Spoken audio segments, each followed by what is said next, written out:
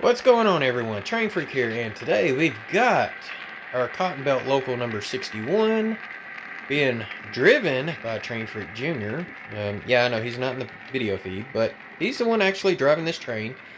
And while it's going by, I was going to let you know that today's layout update is going to include stabilizing the benchwork deck for Brinkley and also progressing on the Juicy J's Meat Company. So if you're interested in seeing that stuff, stay tuned and we will get right over to it. Alright, so we're going to start this update by overlooking the town of Brinkley.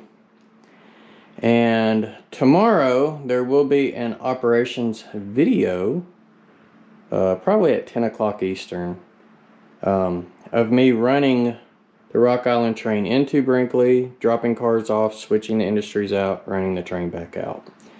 So when I did that operations, I ended up having some issues, and I've been having these issues for a while, so I'm going to show you the issues that I had to fix.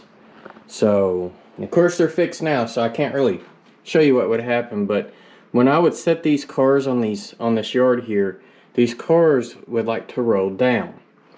Same with these industries back there, and I couldn't figure out why, but when I put my level on the back side of it, the bubble was not in the dead center between the two lines. The bubble was to the edge of the left lines. Now ironically, over here, the bubble was onto the right side. So it was like there was a dip in the middle. And what happened was, I'm going to see if I can get my flashlight here and show you. We might be able to see it and we might not.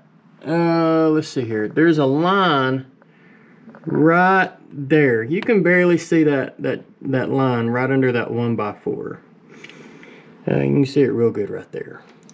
And that was when I was originally holding up my 4-foot level. And I thought I had it level on this wall. Now keep in mind, this is a wall that I did not re-sheetrock. That's a new wall over here. Of course, Wiener's got a new wall. So Hickory Ridge Wiener, brand new walls. Sheetrock's nice and smooth. This one here has definitely got some issues. But of course, this used to be a garage. So I mean, what do you expect, right? And that's why this wall doesn't look as pretty. With like a patch of paint missing there, patch of paint missing there. And you come to this one, it's just like solid white. So that would be why. Existing wall. And so there was some sections where my level wasn't completely flushed up against the wall. I don't know how bad you can see this, not the wire, but to the left of the wire is a huge crack. And that's actually like a big bow in the wall. And so my level wasn't completely flushed in the center, so when I went to draw with my pencil, it got my line off. Which kind of sucks, but it is what it is, right? So what I was doing temporarily is I had a 1x4 going up, and I had a clamp, and that was kind of holding this front side up. So I had to do like with everything else around the top part of the layout, and that's basically putting in these 1x4s, these brackets, and then 1x4s on the top. And so I did the same thing over here, and I'm trying not to get you sick, but of course I went ahead and put the 1x4s all the way down because that's going to hold the backdrop for the bottom layer. And what I'll end up doing is taking some 3/4 inch plywood and ripping it, putting it right here so it's above this lip, and then the backdrop will go on top of that. So that's the the next section. That's going to be way later down the road, guaranteed. But I got it up under there. You can see a little bit of my track wiring. All these wires that are hanging down, those are actually the wires that are going to the frog juicers. I haven't done any of the major electronics over here yet. I've got a few tortoises in stock, but not a lot. But needless to say, I got this levelized and it is sturdy as crap. So, and now I do not have the rolling issues that I was having before. These cars here were the ones that kept wanting to roll, and I mean, it just stays. I put it there and it stays. So, and these would start from here and it would just roll right into the switch. Those Intermountains, man, I don't know, something about I mean, they use AccuRail trucks, but I think they're Intermountain wheels, and something about that combination, man, they roll really freely. So, alright, so that is the first thing I wanted to show you as far as my layout update goes. The next thing I want to show is my progress on Juicy J's Meat Company. And so let me show you where I'm at here. I've got a few pieces that I still got to glue in. And I ended up having a squaring issue here, so I had to break that dude loose. I thought I had it squared and it wasn't. This guy is not glued in either. And that's because what I'm doing is this piece is going to go in here, like so. And then this piece here is going to go that way, like so. So it's going to look like we have a 2-foot floor, a 3-foot floor, and a 4-foot floor. And then I'll have a 5th foot, fifth floor. I think I just said 2-foot floor, 3-foot floor, 4-foot floor, and I meant to say 2 floors, 3 floors, 4 floors, and eventually a 5th floor. Oh geez. But I did make some progress with this. You can see the side also got more of the trim on. I still have some more to do, like that corner, that corner. Of course, once I get that glued in, I'll have to figure out how I'm going to do the trim there. Just like over here, I got to figure out how I'm going to match the trim here with that corner. But I did get the trim on this corner and this corner. Also, I've got the doors and the windows put in, and I mean, look how super detailed. I don't know if you can see how detailed that door is.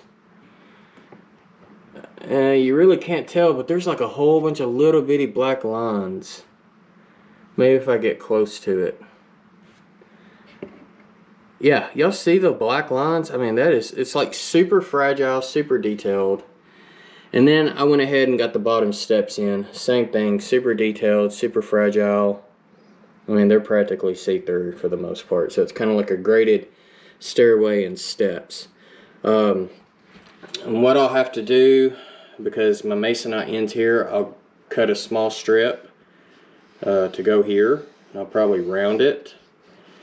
And that way I can, you know, updo that leveling on that floor plan. So but yeah, there's Juicy J's. Now, as far as I told you my problems of the squaring issues, Cameron from Caboose 121 showed me these on Humanity Junction's Discord.